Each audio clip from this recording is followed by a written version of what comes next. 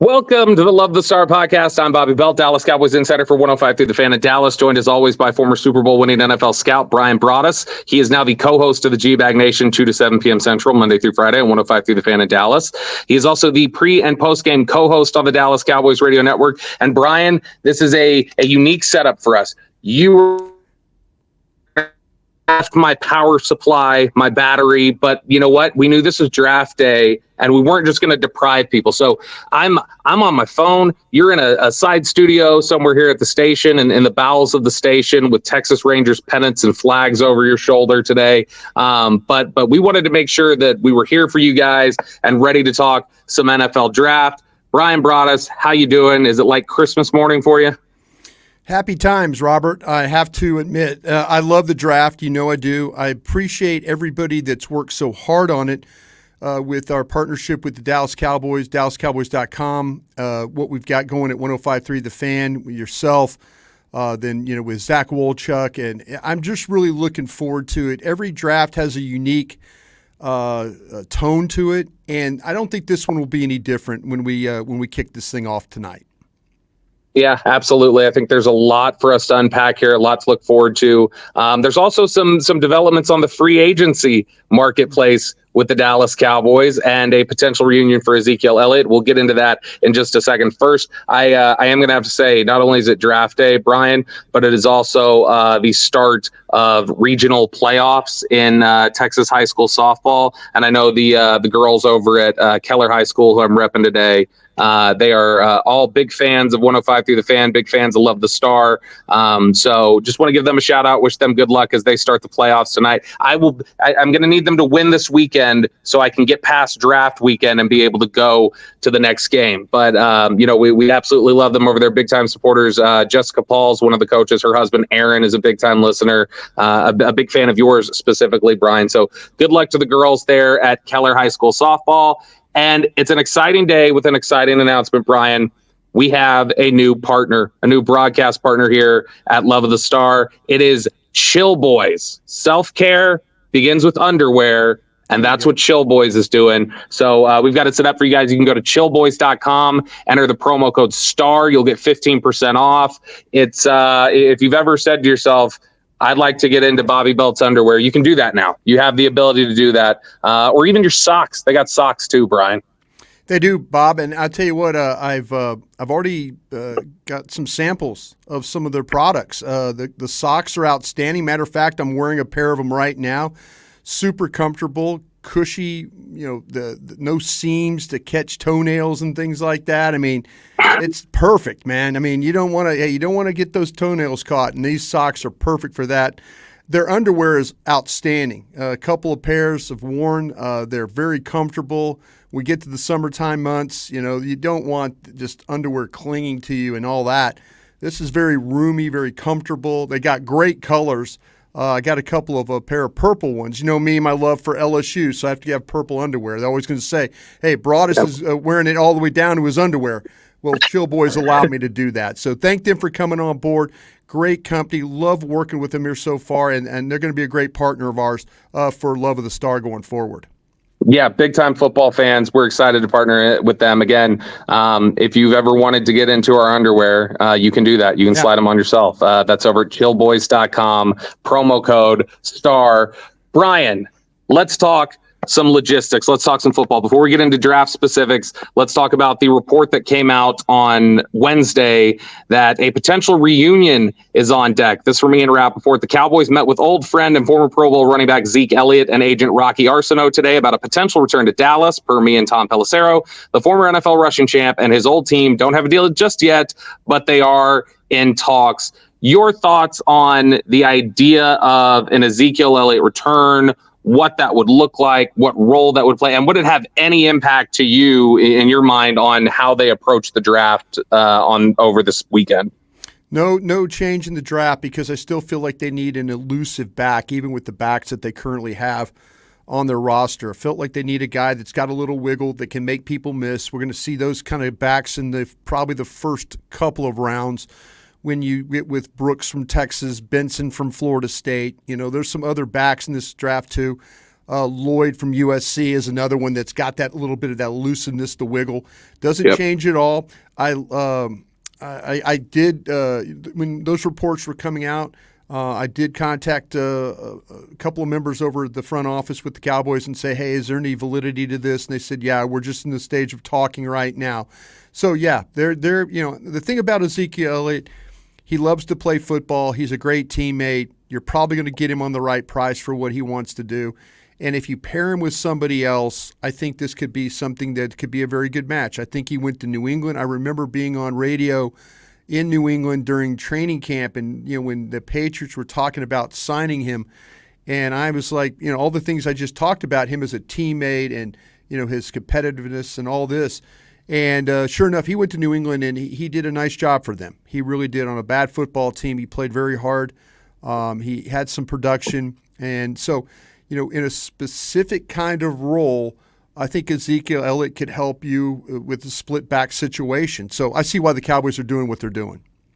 Do you think bringing in Zeke would be about a tandem, or is this more about, no, Zeke is going to fill a very specific role where he would have snaps in certain situations, but this isn't even a two-headed monster. This is, we're bringing you in for culture, for tone setting, for edge, for short yardage, but there's not going to be a designed plan to get you 20 snaps a game or anything like that. You're here to fill very specific game situations. Ezekiel Elliott was at the time when he was here one of the most complete backs that you could find. When you talked about his ability to run, the toughness he showed, the ability to catch the football, blitz pickup just got so much better with him. There's that toughness element to him. So, yeah, I think you're right. Do you have a featured guy? Yes. Do you have a role for Ezekiel Elliott? Yes, you do. He's going to be a guy that, like I said, maybe on third down, maybe you're thinking about, okay, this is an obvious passing situation, and you don't want to put a rookie running back in that blitz pickup situation when people are screaming with 6, 7 guys coming on the blitz and somebody has to sort it out and you got to have a guy pick it up. Ezekiel Elliott can do that for you. So I think you're absolutely right. There's going to be specific roles for him, and the short yardage, the goal line stuff, all very much in play for him as well. Did you ever have, because I think one thing you can say about Ezekiel Elliott without question is the work ethic, the football character, like all those things are off the charts. That's a guy who loves to practice, who loves to set the tone. Yeah. Mm-hmm. How much of potentially bringing him in here would also be about, hey, let's have a solid mentor to teach practice habits and how to be a professional football player Monday to Sunday for whoever the running back is that we draft and bring in here? Because right now there's not a ton of experience in that running back room. No, not at all. And there probably is a time in 2016 and 17 you wouldn't have thought that Ezekiel Elliott would have developed into a guy that would be a mentor for backs on how to prep and how to be ready to go. But yeah, here he is in this stage of his career. He's always been a quality teammate. I have never heard anybody say anything poorly or negative, from the staff to the equipment guys, trainers, doctors. Anybody that's ever spoke about Ezekiel Elliott had said always positive things about him. So to your point, absolutely, that's an avenue that they can surely travel. So that is where things stand with Ezekiel Elliott. Look, I think that a reunion would make a lot of sense for a lot of people here, especially when we talk about, again, edge, toughness, practice intensity. Brian, you saw it firsthand working at the Star. They legitimately lost something in Dallas when Dez Bryant left. They lost something Monday to Friday. They lost something on the practice field. They lost something in terms of that competitive spirit and that juice. And not that there weren't guys who had it, but Dez was a tone setter for that. And Zeke is a guy who's been that in a lot of ways. He loves practice. He loves going out there and competing and loves the intensity of it all. So I do think that if there's any concern about intensity, edge, anything else with this football team, Zeke on a minimum contract or whatever else it would be, that makes some sense to me in terms of if you're trying to, repair a couple things in terms of culture or in terms of some of the intangibles that you maybe feel like you're lacking on your football team. Okay, so the Cowboys had their pre-draft press conference this week. Mike McCarthy, Stephen Jones, Jerry Jones. It was quite a spectacle. And it was something, Brian, I know we've kind of talked about this a little bit. If you as a fan, your goal when you've been yelling from the rooftops about how angry you are, you've been talking about all in my ass or like whatever else, all in, comma, my ass. Let's be clear about that, Brian. But if you're one of those people who has that perspective, if your goal in those complaints was to be heard and to catch the attention of Jerry Jones and Stephen Jones, and just like, hey, I want them to know I'm unhappy, that became evident on earlier this week when they held their pre-draft press conference. This is as aware. Yeah. This is as aware as this front office has ever been. And I think that you've mentioned before, they're not going to fire themselves. They're in charge of those positions because they own the team.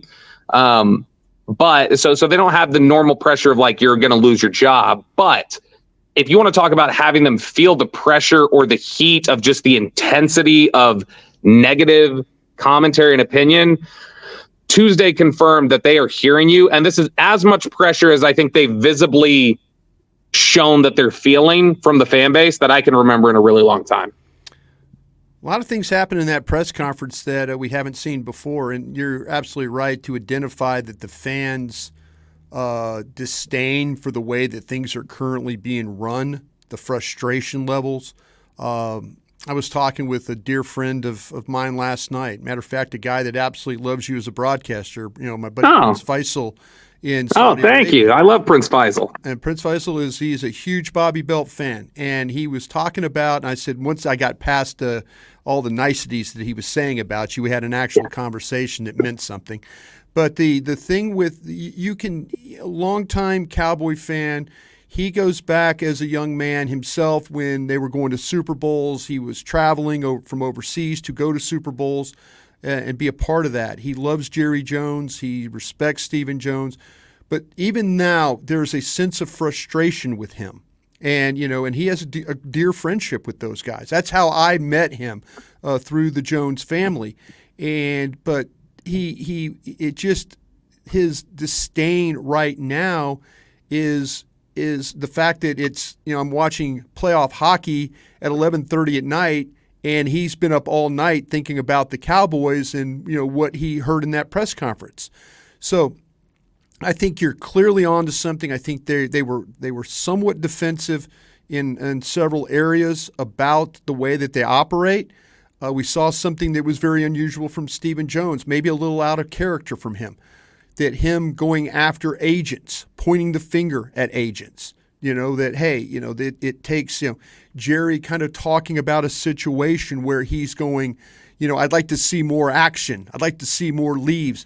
I don't think it's so much about the players.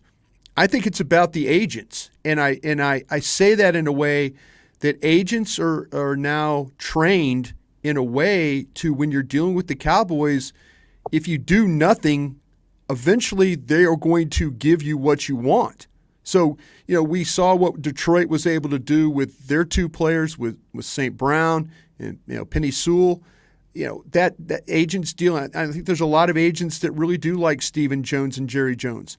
But if you're going to negotiate with them, why do it early? Why negotiate with them? Because eventually what's going to happen, the longer you wait, the better chance you got your deal happening. So, Stephen was pointing that out, and we've never seen him do that before. We've never seen him call out the agent community that way, in a way where he was saying, oh, they talk, there's numbers back and forth. If we talk, it's collusion. And, I'm just putting those words in. But that's what happens in a front office.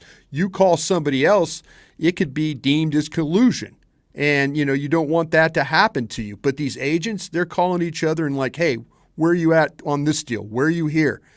So there's a lot of that's going on. But it was a very, for being a draft, and I'm using air quotes here if you're just listening, for a draft press conference, it was very much in a way, defensive. And it was, in a way, it spelled out the frustrations not only that they have, but the understanding of the fan base's frustrations as well. Yeah, I think that again, if your goal as a fan and expressing your frustration is you want to be heard, you've been heard. There's no doubt about it. Now, you may want certain reactions that maybe they're not going to, but just know that they are not. They haven't been able to just sit up in the ivory tower and block out this noise. They are very much aware of it. But like Brian said, not a lot of draft talk, a lot of talk about contracts and some other things. Right. All in was a very popular phrase, of course. But we're here to give you the draft talk, even if you didn't get it necessarily on Tuesday. You're listening to the Love. Go ahead. Real quick, Nick Harris did get a draft question in for us. I did. I heard him. So yeah. Thank God for Nick Harris here. Yeah, absolutely. I got to imagine he felt a little like, is this even, this feels a little out of place, even though this is a draft press conference right now. You are listening to the Love the Star podcast. The Love the Star is an Odyssey podcast. You can find it on the Odyssey app or wherever you get your podcasts. All right, Brian, it is draft night. It is first round of the NFL draft. Cowboys pick at 24. I've got a couple different things that I'm monitoring ahead of where the Cowboys are picking at 24. And I kind of want to kick around some of these thoughts with you as we head into this night. Before we get into those different angles and kind of what we're going to be watching in advance and then get into the mailbag, I'm curious, just your sense heading into this draft of where the Cowboys' heads are at, maybe what they're thinking, what they're anticipating, how much of it they, is it a thing where they feel like they have 8 different avenues and they could go down any one of them? Or do you think they generally have it narrowed down? Or is it like, hey, this has got to kind of play out in front of us because we're just as, curious to see what plays out in the first 23 picks as you guys are? What's your general sense of where the Cowboys are at heading into this draft? I think there's an element of all three things that you asked there, Robert. And the first element I'll address is that they've got some things narrowed down. And I think they've got some ideas that if certain players happen to be on that board when they pick, then they're more than willing to hand that card in at 24. What I was hearing this morning driving here to do our podcast was Green Bay, who is behind you, is interested in moving back. So this is the scenario that you need to worry about a little bit if you're the Dallas Cowboys. Do people go to Green Bay before they go to you for a trade back situation? Yeah. Are you going to be in a point where you're interested in going back? You always worry about going back and getting the value for your pick. That's the thing that concerns you the most. But how many of those opportunities you're going to have? We kind of feel like that aggressive teams, Kansas City, San Francisco, Buffalo, aggressive teams. Don't think Baltimore's going to come up. Baltimore's a team that traditionally, if you listen to our platforms and our shows, Baltimore's a team that traditionally will sit there and an excellent Hall of Fame players falls right in their lap every single time in the way they operate. So to me, I don't think Baltimore's a team that's going to move. I'll be interested to see what Arizona does at 27. How are they? But the thing you have to worry about, there's two things. With Minnesota in front of you, that could be somebody else's pick, especially if Minnesota does a deal to go get a quarterback. That could be somebody totally different that maybe you haven't thought about. So that's a concern. And then now you have to worry about the Packers behind you. I think the Packers are looking at some of the similar guys you are. I think Packers are more on cornerbacks. And I'd say cornerbacks, not quarterbacks, cornerbacks. But they're looking at linebackers, cornerbacks, and then the potentially to bail out of there if they can. So that's a little bit of a dicey situation. All of a sudden, Green Bay gets a deal. Somebody calls Green Bay, and that's that one team that's trading up. And all of a sudden, they don't go to you. They go to Green Bay right behind you, and you have no place to go. So you have to be prepared to make a pick on this clock. I think they've got it narrowed down to probably 3 players. I know from a fact that, in talking to some people around the league and then also kind of getting a little bit of a vibe of what might be going on in the Cowboy war room, Jackson Powers Johnson, the center, is not – I am higher on him than they are, okay? I think there's a lot of teams that have him – and is this area than where maybe a guy like myself has him? Is this an instance to you where this is related to the medicals? Or are you saying apart from the medicals, they just don't like the player as much as you do? I think there's several factors that are going through this. The medical is part of this. So to me, I would be a little bit I would be a little bit like, we've been talking, and I know I have. I'm just being honest with you guys right now. I've talked a lot. Powers Johnson is my favorite center on the board. But if Powers Johnson's there, I don't think the Dallas Cowboys take him. That's just my gut feeling as we sit here Thursday before the draft. So now it turns into, okay, what about Graham Barton? Does Graham Barton get to you? Fatanu, the Washington tackle, does he get down to you? Is it going to turn into Guyton?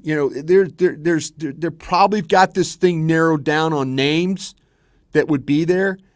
And if not that, then they're probably going to try and bail and go to the bottom there and see if they can pick something. But I'm just warning you, Green Bay's in that same mode you are right now.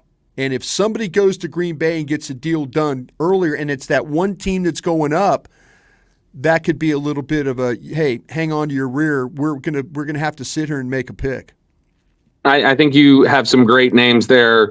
Troy Fatanu at Washington, Graham Barton, Tyler Guyton. I think all those make a lot of sense for what the Cowboys are looking at here.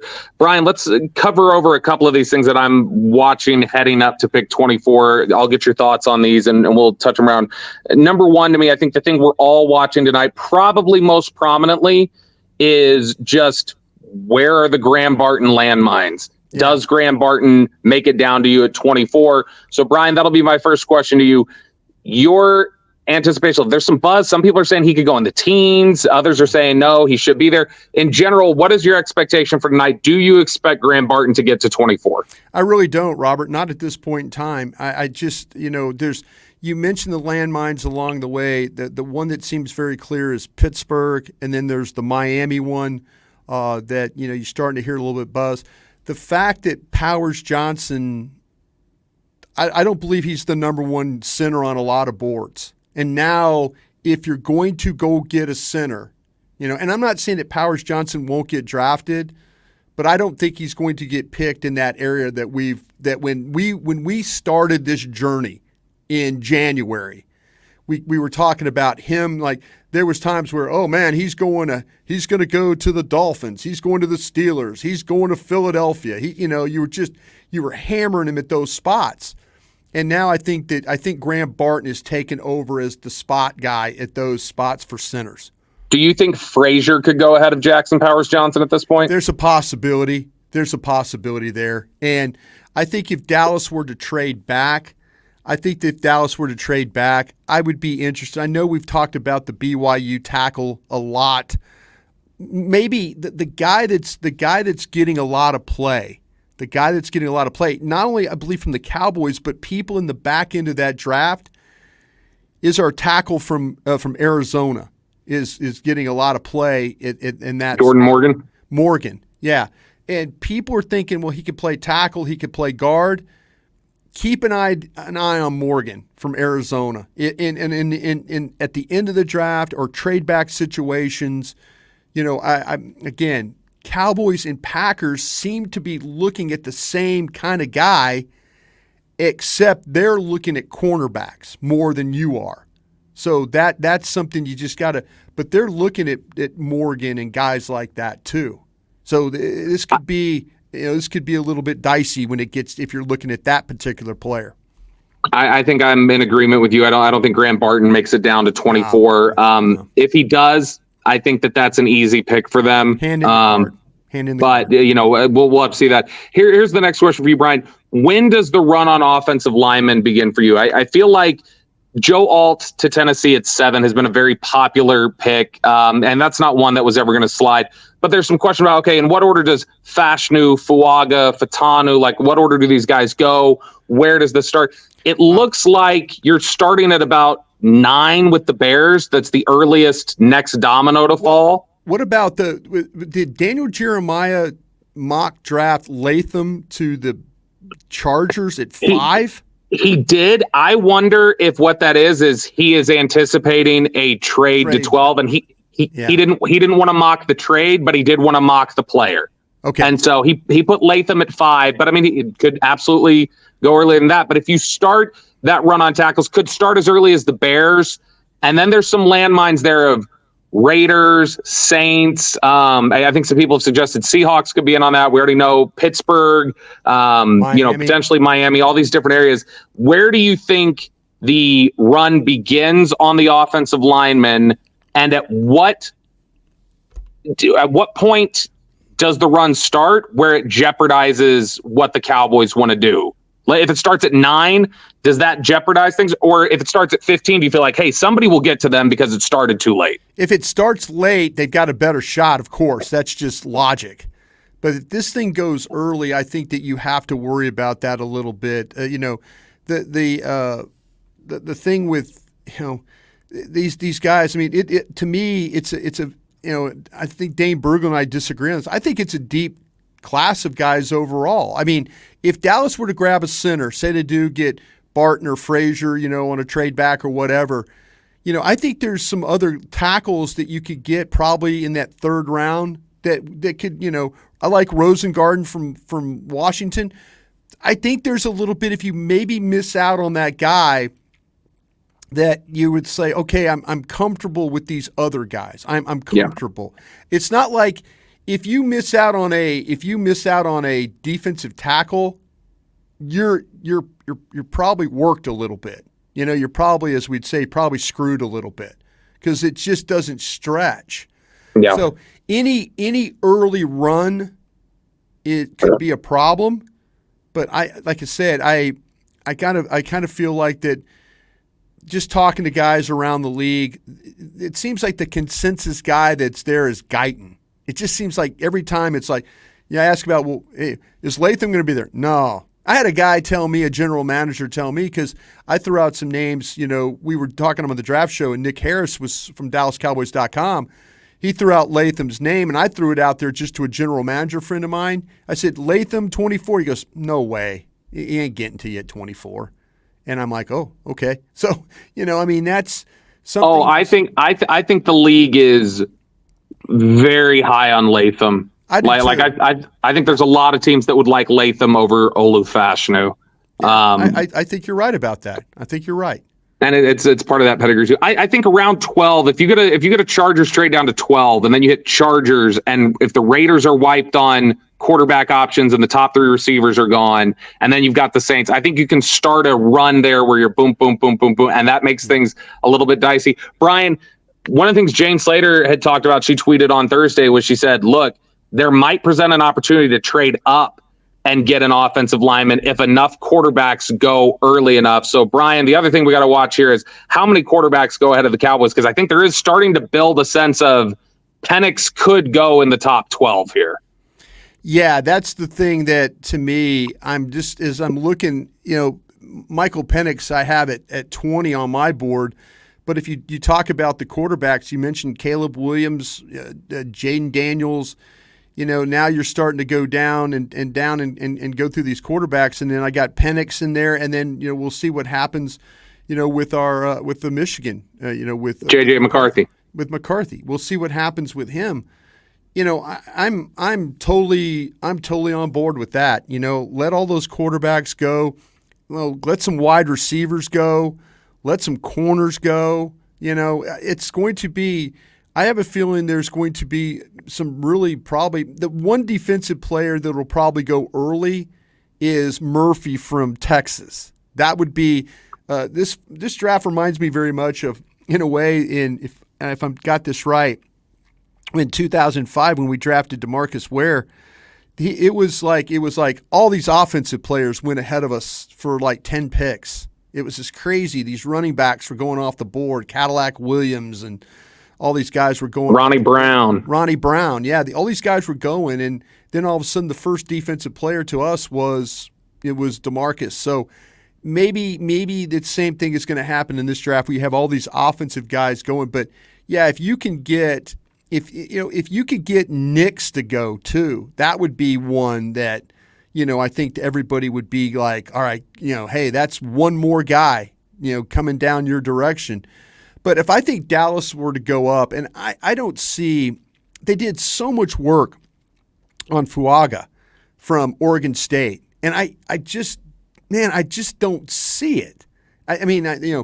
visits at the combine, 30 visits. I mean, all these things, they're doing all this work. He seems like the one guy that I would trade up for. Now maybe I don't see them trading up for Barton, but if you do that, you probably have to get ahead of you have to make a small little jump up ahead of Pittsburgh, I think is where I'd kind of start that.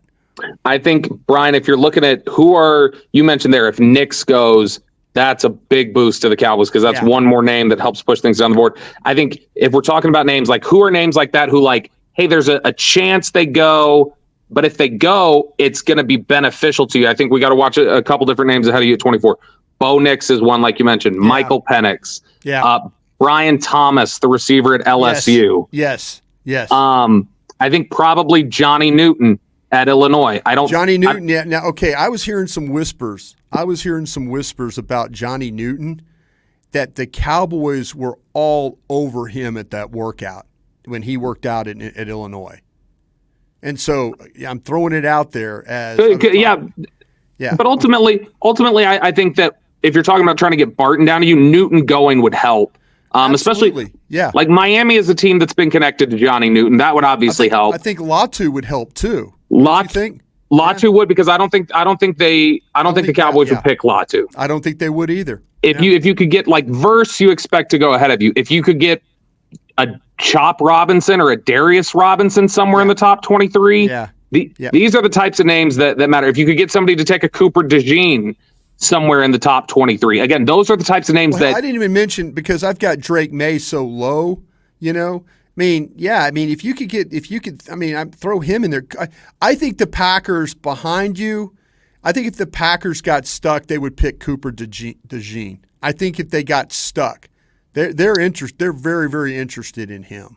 Now, last one before we get to the mailbag Cooper's here. Another one, by the way, and Edrin Cooper might be a guy that I know you might talk about him, but if he were to go ahead of you, that potentially could push a guy to you as well. Yeah, I think it's a half pen throw. It's half serious, half upset. So here's what I think you're looking at here, Brian. What is the dream scenario here for the Cowboys, in your opinion? What is the disaster scenario? Because for me, I look at two things here. One, dream scenario to me is Fatanu, Barton, Guyton, those guys somehow get pushed down to you at 24. Mm-hmm. Receivers go early, corners go early, whatever else. Those guys get pushed down to you, and you're in a position that you were in when you picked Micah Parsons, where you said, we can move back, and Parsons or Slater will be there, and we can pick up extra picks. So I think that that's a dream scenario where you're able to move back a little bit, still get one of those guys, and add capital. And I think the disaster scenario is you get that run on offensive linemen early. People don't take Nix. They don't take Penix. Brian Thomas doesn't go off the board. People have questions about the corners. Quinion Mitchell, do we think that do we love what he did at Toledo? Is Nate Wiggins too small? Those sort of things push those positions down to you to where then you're at 24, you can't bail out, and you're looking at taking a big reach or picking maybe like a Jonathan Brooks, somebody who you would not normally take at 24. No, I think you're absolutely right there. I think everything that you just walked us through would be that your guy's not there. The dream scenario with good was those three names we were talking about. Barton, I think, would be the number one on every. Actually, I think Futano would be the number one on everybody's list. Then Barton, then Guyton, if that's the case. I think you have it nailed completely. Okay, if that's the case, then the disaster would be none of the names are there, and you can't move. That's the disaster. That all of a sudden Green Bay traded behind you out, and the one team that came to Green Bay was the only team that's going up from the back end of the draft. So that's the concern. You get stuck. You're going to get stuck, and then you're not able to. Yeah, you're going to have to entice Green Bay because Green Bay's got multiple twos, and I believe they have multiple threes. So you're going to have to if they're going to go down pretty far, you're going to have to entice them. Where I think Dallas is a little bit more open because they don't have that 4. Dallas is a little bit more open to Yeah, sure, we'll take it. Let's go. Green Bay might hold you up. And maybe you get lucky that Green Bay tries to hold somebody up and then somebody calls Dallas, But see, Dallas and Green Bay, I'll say it again, same similar types of needs with the exception of their hunting corners. So keep that in mind. Stephen Jones said, when you are working the draft room phones for trades, he's like, it's almost always somebody calling to come up to you. You're not generally calling saying, I want to go back. Right. You need somebody to be enticed. And so we'll see how that breaks out for the Cowboys. You're listening to the I'm interrupting again. No. The thing that happens, and I've done the phone things too in my career, the thing that you have to do is you have to let people know, like today, this morning, as you and I are doing this broadcast, you have to get on that phone and call every single team and tell them behind you that you're interested in moving. You just have to. You just throw it out there and you say, listen, if our guy's not there, we're going to move. But if your guy's there, call us. We'll be available. We'll make it worth your while. That's the kind of, you got to throw that kind of chum in the water to get these teams to be willing to know, hey, Dallas is, you mark those pro guys mark on their sheet and they say, Dallas is a team you can go to. And then they tell the general manager that when the time comes, and that's how you make those calls. You are listening to the Love the Star podcast. The Love the Star is an Odyssey podcast. You can find it on the Odyssey app or wherever you get your podcasts. All right, Brian, it is now time for our Dean Julia Love of the Star mailbag. We're turning things over to our dear, sweet listeners for their thoughts, their questions, their topics here. First question here from at Not To Be Trite. I know this gentleman. This is Mr. Mike White, even though it's not displayed there. I already know that's Mike. So hello, Mike. Thank you for listening. He said, I think folks would like to know about a trade back when it comes to them trading out of the first. They love the fifth-year option. Brian, how much of a potential deal breaker would it be if they said, nah, if we got to go even to the very top of the second round, we don't want to lose that fifth-year option? No. Is a fifth-year option a deal breaker for them, do you think? I don't think it is. Everybody likes the fifth-year option. With a fifth-year option, to me, really works as if you got a quarterback. Everybody else, I feel like kind of, that you could kind of find a way to work around things. It's nice to have in your pocket. I thought there was a time where everybody was like, yeah, got to have the fifth year. I think more teams are like, you know what? If we have to make a deal, like you say you go to the Commanders and pick up pick 73, to go to their spot and pick up pick 73.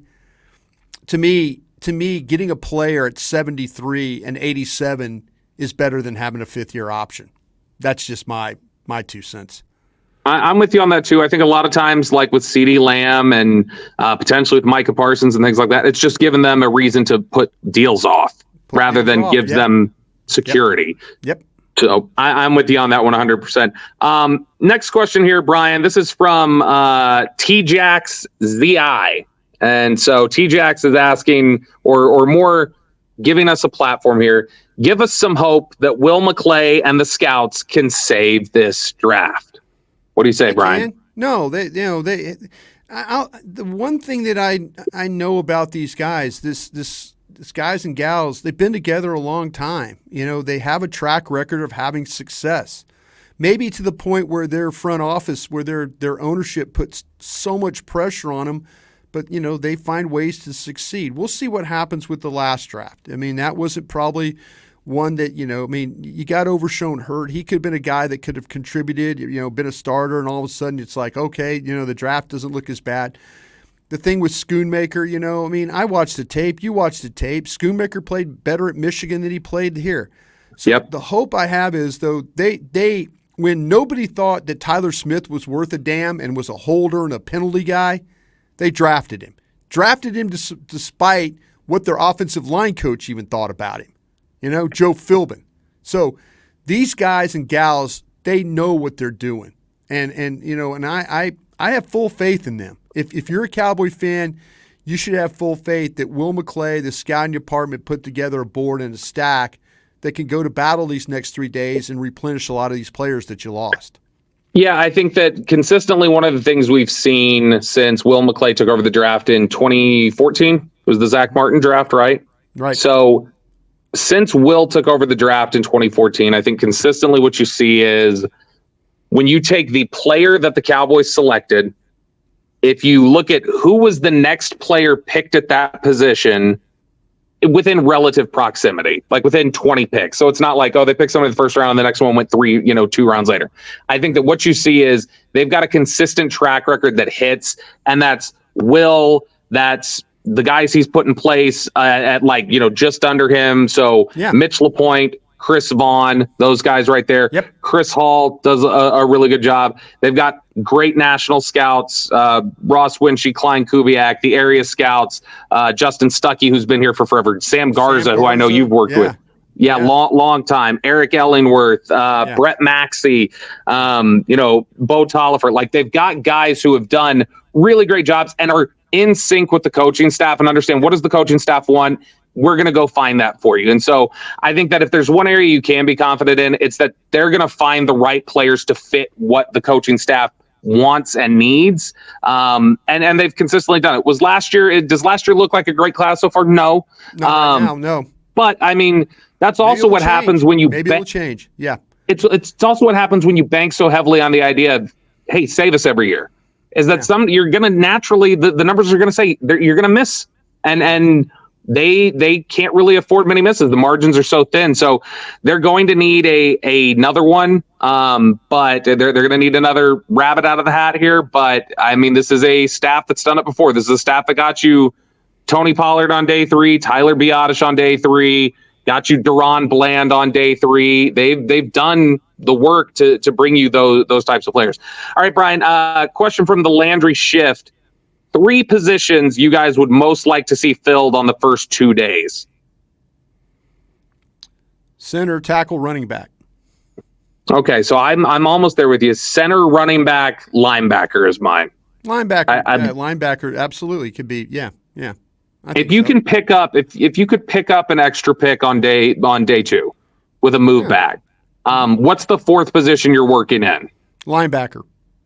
Is there any question for you about safety, technique? Your 4th position, because like you said, if you got the extra pick, I might even look at a 3 technique. I know McKinley Jackson from Texas A&M is a guy I've kind of targeted, but maybe that extra pick that you have, if it's a late 3, maybe that's your linebacker.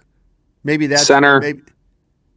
I go center, running back, linebacker, and then my 4th would be safety. I think the running back room stretches a little bit. I think it does. Stretches. That one to me, if you say you got into and you don't have a 4, but if you got an extra pick, I wouldn't mind either. I think the 2nd round actually, Bobby, could come down to a running back or a linebacker. To your point, yeah, the pick 56. That does it for us here today on the Love of the Star podcast. Thank you so much for joining us. It is draft day. We are so excited. Again, we will have reaction for you after the draft. You can find us on DallasCowboys.com tonight or on the 105 Through the Fan stream. You can look for that in the Odyssey app.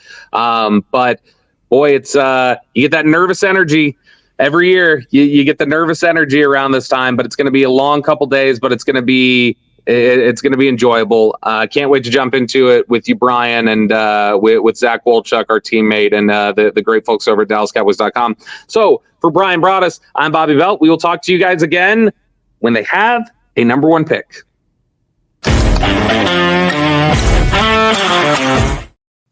Hey, thanks for watching. If you enjoyed this video, please don't forget to give it a thumbs up and subscribe to our channel for more content like this. If you want to see more of our videos, be sure to check out our playlist and let us know what you think in the comments below. Also, don't forget to follow us on social media to stay up to date on our latest updates. Links are in the description. Thanks again for watching, and we'll see you in the next